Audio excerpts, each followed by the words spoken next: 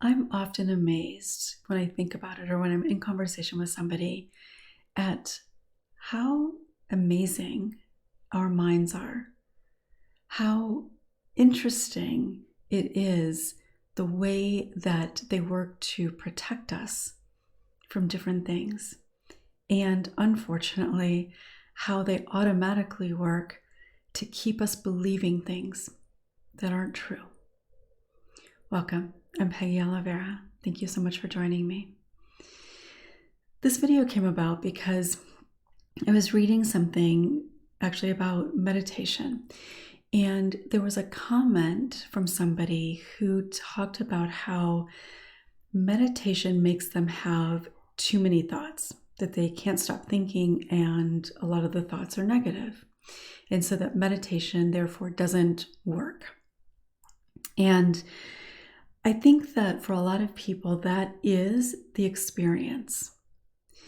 So this video isn't really about meditation. It is more so about our thought processes and the impact that they have on us. So you hear me talk all the time about how what we believe comes through in our thoughts and what we expect in the world and all of that. And how often we're reinforcing through our thoughts those core beliefs, those false core beliefs. And an interesting thing kind of about that comment is that meditation doesn't cause you to have more thoughts. Healing does not cause you to have more thoughts. It doesn't necessarily even cause you to start thinking about things more. What both healing and meditation do is make you aware of your thoughts. Now, take a moment and just consider that. That this healing process or meditation, it's not that it creates more thoughts. It's that it makes you aware of your thoughts. So I've talked about this before in regards to the healing journey, how sometimes we can end up feeling worse after we start the process.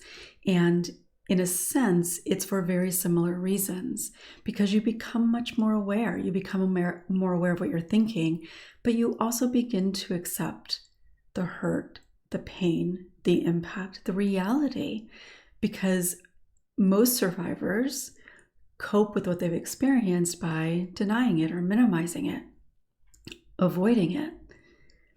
So when you are more intentional, when you're more present and not having your mind distract you in some way, whether it's filled with worry or regret or planning or whatever it is, when you're more intentional, when you're more mindful, you become aware of the thoughts that are already there. You've heard me talk about how, one of the reasons that we believe these things so strongly is because over time, every day, oftentimes hundreds of times a day, we are having thoughts, whether we're conscious of them or not, that are reinforcing those beliefs and those fears. Oftentimes, we're not aware that those thoughts are there because they are so automatic and they're so familiar. We've gotten accustomed to them always being there. But when you start working on being more aware of what's happening, right? A lot of times in videos, I will ask you to, or even in a meditation, I will ask you to just notice what's present, right? That's a practice of becoming aware. It's a practice of also beginning to honor what is present for you. But as you become aware of those thoughts, you begin to recognize that you have a lot of negative thoughts. You have a lot of thoughts that are based in fear and often shame and feeling unworthy. Those are the kinds of thoughts that most childhood trauma survivors who haven't yet been able to heal, those are the kinds of thoughts most of us have. I know I certainly did. And I wasn't aware much of the time of just how frequently those thoughts were present, how I could be in any kind of situation and have a thought that reinforced a belief or a fear. But it's happening all the time. And that is one of the reasons why it is so impactful. Why even the impact that we experience as survivors of childhood trauma isn't about the trauma. Of course, that's the catalyst. But it's about the meaning that we attach to it. And part of the meaning we attach to it is being bad, unworthy, undeserving, all of those types of things.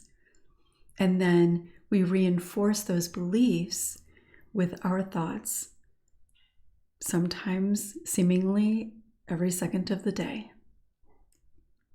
So when you sit to just try to be present, to keep your mind from going off into planning your day or worrying about tomorrow or feeling disappointment or regret about something from yesterday or 20 years ago, when you are in the here and now, you do have more ability to connect with what is present in the here and now.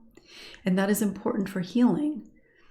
It can be challenging, but it is important for healing.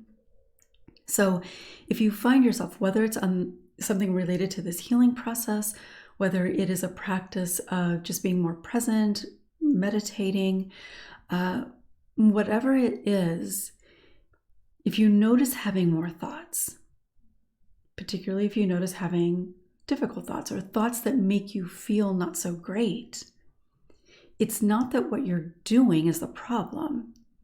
It's not that you need to stop doing that. Now, of course, I guess depending on what it is, I can't really think of anything off the top of my head right now, but I suppose there may be something that wouldn't be good for you ultimately. But generally speaking, it's not, the goal wouldn't be to move away from that and not do it. The goal would be to be able to learn to be present with it, to notice what those thoughts are so that you can confront them, so you can dismantle them, so you can create space for what is real and true. Because we can only do that when we become aware of what those thoughts are. And those thoughts, whether we're conscious of them or not, but when we recognize that we're having these kinds of thoughts, they can create emotional pain and struggle because it doesn't feel good to recognize the ways that we talk to ourselves, the harsh things that we say, the ideas that we hold on to. That's not easy. But just because you haven't been consciously aware that you have those thoughts doesn't mean that they're not there. They're still there. And you've probably heard me say before too, that the more unaware we are of the thoughts, the more impact they have. Because when they're just free running through our mind and there's nothing there to counter them or to halt them in any way, then they just keep racing through over and over and again. And every time they race through, they're reinforcing those beliefs. So becoming aware gives us the opportunity to confront them, to create space, to dismantle them, to create an opportunity to bring in, to remind yourself what is real and true about who you are, that you are worthy, that it wasn't your fault, that you have nothing to be ashamed of. Opportunities to remember the truth about things that you've been able to accomplish, people that have shown you that you matter to them. Because when you live from a place of fear of not being able to trust people or believing that you're unworthy of somebody's care or love, the thoughts that are going to keep running through your mind are going to reinforce those fears, those doubts. We can only begin to change that when we become aware that we're actually thinking them, what the circumstances are as we think about them. And this is part of the reason why I think journaling is so important. And I'll talk a little bit more about that probably in another video. But it really is an important part. So it can feel scary, unsettling, frustrating when you start noticing things a little bit more, particularly things that might be painful in some way. But that's not a bad sign.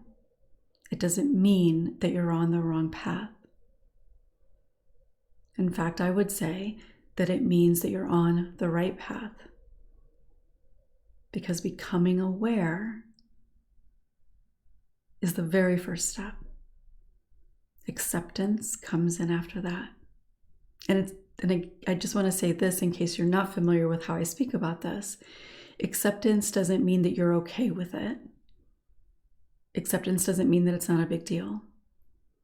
Acceptance in this context for me means that you are recognizing that this is real for you in your life, that this is how you think, this is how you feel, this is what you've experienced, this is the impact that it's had on you. Because when we use denial, minimization, avoidance, rationalization, when we're using any of those coping mechanisms, we're doing the opposite of accepting. And the only way we can heal is to accept the reality first, because if we don't accept that that is the reality, well, then we believe that there's nothing to heal. So I'd love to hear your thoughts. I'm sure you've probably recognized, if you're watching this video, you're probably on this healing journey. Have you noticed a shift in what you're more aware of? Might even be feelings that you're more aware of, because when we're just living, when we're surviving day to day, we're often not aware of exactly what we're feeling. We may notice reactions, we may notice kind of a vague feeling, but we're often not really aware of the connections, that able to name feelings, able to understand where that feeling is coming from, understanding the connection between what we feel and what we were likely just thinking. So share with me in the comments. I would love to hear. If you're new to my channel, make sure to subscribe and click the bell for notifications.